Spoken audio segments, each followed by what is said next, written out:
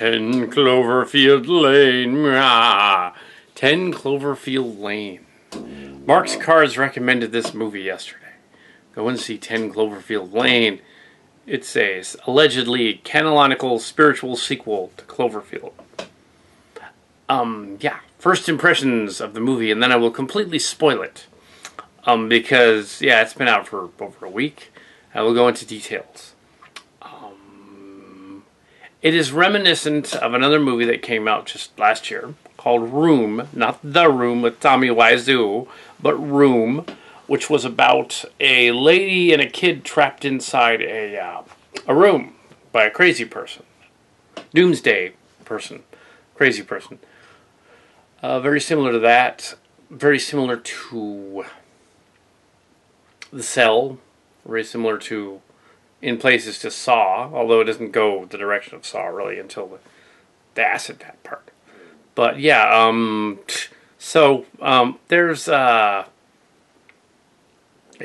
Cloverfield Lane. It starts off with a lady who is broken up with her boyfriend. I thought she was somebody from, she looked like the lady from Jurassic Park, but she wasn't. And she looked like the lady from True Blood, but she wasn't. She was actually the lady from the one who played one of the kids in one of the Ring sequels, and she was in some other stuff over the years. Elizabeth something. Not gonna look it up, but anyway, she's driving along and on a road, and weird stuff starts happening. And she has had a fight with her boyfriend. She goes to a gas station out in the middle of nowhere. And then she's run off the road and then wakes up inside a bunker that's been created. And the bad guy, who is the guy, is John Goodman. But he is, I don't know who the actor was playing the other dude that comes up later. But John Goodman is the bad guy. He plays a very convincing bad guy. He should get an Oscar for this, but I doubt that they will remember this movie come Oscar time next year, considering it's only March now. It's a very suspense movie, very gripping, like the last 50 minutes or so of Cloverfield. How is it related? We'll find out in a minute. The Doomsday Prepper guy, played by Goodman, he has decided that the world has ended, and that the atmosphere is poisonous outside, and he has captured this woman and another man in the hopes of somehow staying alive and, I guess, repopulating the species later when whatever happens. He's a former Navy guy, so he thinks that there's something wrong, and he's got weird stuff in his little bunker, and he's built this elaborate thing. Turns out the other guy helped him build it, and there was this big elaborate ruse thing, and there was sort of a nod to various other movies. I don't think he was referencing directly The Lovely Bones, although probably indirectly. But that was Peter Jackson movie. But there was a scene involving a little girl who was kidnapped and murdered.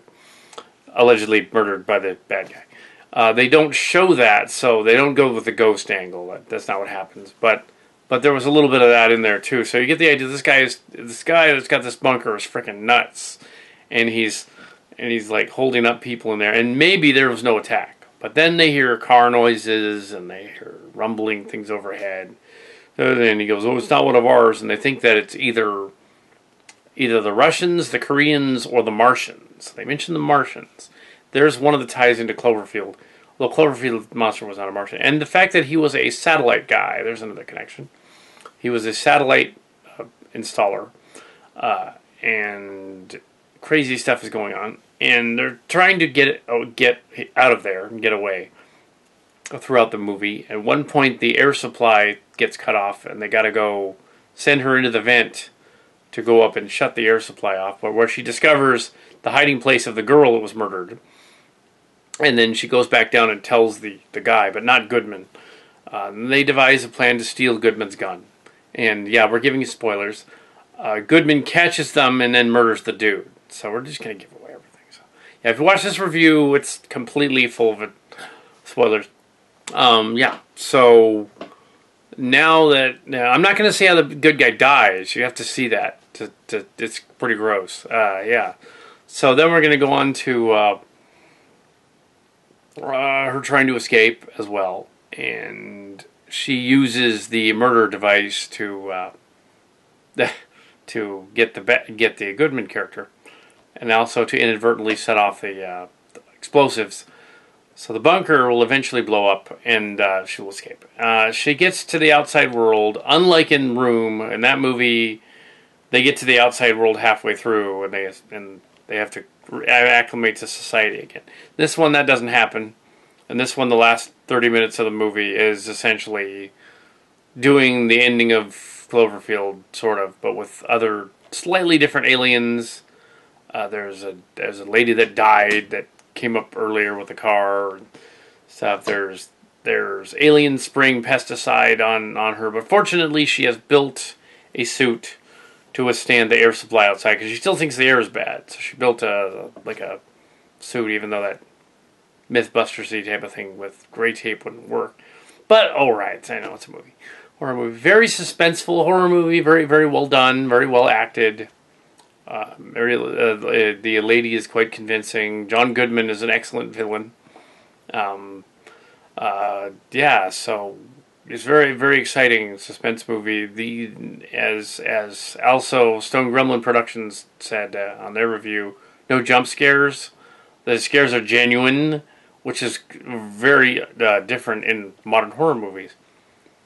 It was, one of them pointed out that it was a little like The Shining. The music was a little bit like The Shining. It reminded me of a lot like Saw in the beginning, just the way it was done with the whole walls and the bricks and stuff. But of course Saw was about the guys being tied together and the dead guy. Different. But the idea that they were trapped by some nefarious bad guy. So apparently the twist of the story, spoilers again, is that it's the Cloverfield monsters. They've sent their group to colonize Earth, and they're spraying the atmosphere and messing with it and stuff. And although the Stone Gremlin guys, they didn't quite get that. That's what it was supposed to be, but that's what it's supposed to be. It's supposed to be the Cloverfield aliens trying to colonize Earth. After they sent down the big monster, they sent down the slightly smaller ones and their aircraft. That's what's going on. So, yeah, I get that. If you've seen Independence Day, you'll get that. If you've seen Signs by M. Night Shyamalan, you'll also get that. And Battlefield Earth, you'll also get that. Yeah, but Signs and Battlefield Earth are not the barometer, or even Independence Day. But yeah, so Cloverfield 2, Cloverfield Lane, I won't give away where that is, but it has to do with the Cloverfield. The only part that I objected to, spoiler, the only part that I objected to, were like nitpicks about how the acid would work, and like it would have just melted him, good guy, immediately if that stuff was all over him. It would have gone right through his bones and killed him. He wouldn't be able to come back later and try to stab the vent and everything. He would be on the ground dead. Okay, fine, but then you couldn't have the scene where the knife sticks out and through the wall, and then you couldn't have that cool part where her eyeballs bug out. Couldn't have that. So they had to have that in there her eyeballs, she doesn't get killed. It's just that he's going to stab into the vent. That was cool. Yeah. But when she tries to escape. But there was also the part how they get rid of one of the aliens. Their alien, like, hovercraft spaceship thing. They essentially do the Battlefield Earth ending. She essentially gets a hold of, like, some booze that's in the truck, pours it on the car, pours it on, it was a truck. It lifted up in the air like in Twister and dropped it. And pours it in the booze, pours it in the paper, a magazine, a book, throws it into the canopy of the thing, to the alien, blinds the alien with the fire. The other alien falls back into the airlock, closes, blows the ship up with fire. You think if they were sophisticated aliens from another planet or whatever, they would have figured out, hey, this guy's going to throw a torch, essentially, into my cockpit. I'm going to close it right now and fly away. But no, the alien apparently not expecting that. But oh well. Oh well. Yeah, if the aliens were like in my science fiction stories, they'd be far more clever than that. And they'd be like, oh, she's going to throw a torch. It's out. Okay, attack. But oh well. We're going to come to a planet with mostly water. It was the Battlefield Earth ending. But yeah, it worked in this context, I guess. It wasn't a nitpick. Cloverfield, 10 Cloverfield Lane. That's a good movie. Real good suspense movie. Horror movie. The trailers that were before it were awful. There was a trailer for the Ghostbusters remake, which is, as Mark Scarz described, underwhelming. It just doesn't look very interesting. It's like you got new characters and CG and stuff, and it's been 25 years since Ghostbusters 2, and that's what you came up with? Wow, guys. No wonder Bill Murray's like, I don't think I want to be in this. Oh. It's like, that's what you do. Man, my friends the stories and I could have come up with a better Ghostbuster script than they did in our sleep. And we're not script writers necessarily. We're amateur script writers. We got to come up with a better story. We would have been all okay. Men and women together. From the trailer, it looks bad. Maybe it's all right, but the trailer looks bad. Also, the Star Trek one didn't go over too well this time either. Also, we had a thing for The Conjuring 2, which looks kind of dumb. Not really scary. Like, the bad guy's going to get you.